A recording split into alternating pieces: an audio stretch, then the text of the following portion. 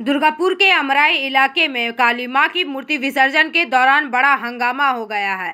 बता दें कि मामूली विवाद की शुरुआत मारपीट में बदल गई, जिसमें तृणमूल कांग्रेस के वार्ड नंबर 12 के अध्यक्ष हीरालाल साहा और एक वैन चालक को बुरी तरह से पीटा गया। जानकारी के मुताबिक शुक्रवार देर रात लगभग 12 बजे अमराई स्कूल पाड़ा में मूर्ति विसर्जन की तैयारी चल रही थी, तभी अभिजीत स्वर्णकार नाम के एक बाउंसर ने किसी बात को लेकर एक वैन चालक की पिटाई कर दी। हालांकि भीड़ ने बीच बचाव किया, लेकिन थोड़ी देर बाद अभिजीत और उसके भाई ने दोबारा वैन चालक पर हमला कर दिया। इसी बीच वार्ड अध्यक्ष हीरालाल साहा के रिश्तेदार शंभू साहा ने जब विरोध किया तो दोनों भाइयों ने उन पर भी हमला किया। मामला बढ़ने पर वार्ड अध्यक्ष हीरालाल साहा खुद मौके पर पहुंचे, लेकिन उन्हें भी बुरी तरह से पीटा गया। घटना की सूचना मिलते ही दुर्गापुर थाना पुलिस मौके पर पहुंची और भीड़ को शांत कराया। बताया जा रहा है कि झड़प के दौरान वैन उलट गई और प्रतिमा टूट गई, जिससे स्थानीय लोगों में गुस्सा फैल गया और पुलिस की मौजूदगी में आखिरकार मूर्ति विसर्जन पूरा किया गया। वहीं घटना के बाद इलाके में तनाव का माहौल है। फिलहाल पुलिस ने अभिजीत स्वर्णकार के पिता को हिरासत में ले लिया है, जबकि अभिजीत स्वर्णकार फिलहाल फरार बताया जा रहा है एवं पुलिस मामले की जांच कर रही है। वहीं वार्ड अध्यक्ष हीरालाल साहा ने आरोप लगाया कि वो वैन चालक को बचाने गए थे, तभी अभिजीत स्वर्णकार और उसके भाइयों ने उन पर हमला किया, जिसके बाद पुलिस और पार्टी दोनों को सूचना दे दी गई है। यह घटना दुर्गापुर के शांत माहौल में तनाव का कारण बन गई है और लोग दोषियों के खिलाफ सख्त कार्रवाई की मांग कर रहे हैं। कल के वही ठाकुर भीषण के केंद्र করে নিয়ে একটা ঝামেলা হয়েছিল।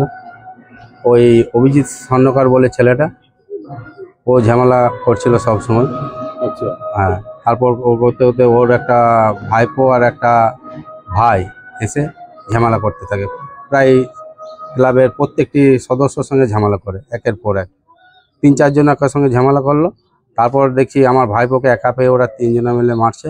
তখন আমি ছাড়াতে গিয়ে তখন আমাকে ওই অভিজিৎ স্বর্ণকার এসে মারধর করলো। কোথায় কোথায় লেগেছে আপনার? আমার এই বাঁ দিকে চোখের সামনে একটা, ডান দিকে চোখের উপরে। পুলিশকে জানিয়েছেন? হ্যাঁ, জানিয়েছি। কি করে এই ছেলেটা একটা বাউন্সারের সঙ্গে যুক্ত আছে আর বিএসপি ঠিকা শ্রমিক কংগ্রেসের পক্ষ থেকে কাজ করে। হ্যাঁ, ঠিকা শ্রমিকের কাজ। হ্যাঁ, এলাকায় এমন দেখায় যে আমি বাউন্সার, আমার এই চেহারা, আমার সঙ্গে কেউ পারবে না, আমি একাই 100। আতঙ্কের মধ্যে রয়েছি, এই যে আমাদের পার্টির ইয়েতে রয়েছি, কিন্তু দেখা যাক কি হয়। আপনি ওয়ার্ড সভাপতি, তারপর আপনাকে আক্রান্ত হতে হবে। হ্যাঁ, দলকে জানিয়েছি, আমি ওয়ার্ড ওই কনভেনারদেরকে জানিয়েছি। আপনার নাম? আমার নাম হিরালাল সাহা। আপনি তৃণমূলের ওয়ার্ড প্রেসিডেন্ট, 12 নম্বর ওয়ার্ড।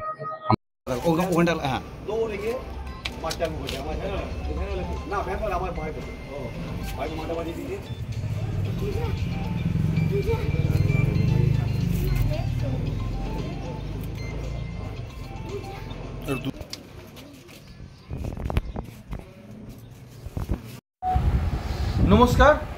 দেখুন, দুর্গাপুরে যে ঘটনা ঘটেছে এই ঘটনা নতুন না, ওটা পশ্চিমবঙ্গে জুড়ে আজকে তৃণমূল যে কালচার সৃষ্টি করেছে তার প্রতিস্বরূপ হিসাবে এই দুর্গাপুরে ঘটনা ঘটলো।